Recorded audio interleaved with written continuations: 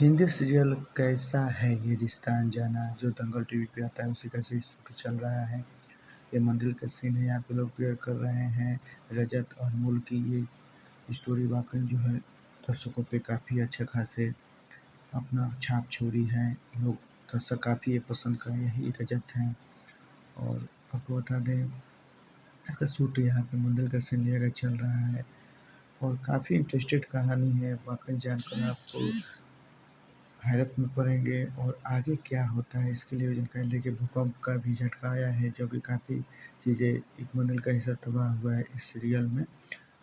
आप देख सकते हैं इसे शूटिंग कैसे की जाए। रेस्क्यू की टीम पूरी यहाँ पे आ चुकी है बचाने के लिए लोगों को जो इसमें फंसे हुए हैं मलबे में, ताकि शूट इस हिसाब से की जाता है कि देखकर आप किस हिसाब से देख सकते सारा सीन क्रिएट कर दिया गया है। चारों तरफ से बैरिकेडिंग कर दिया गया है कि वहाँ पे क्या-क्या सबूत हो सकता है।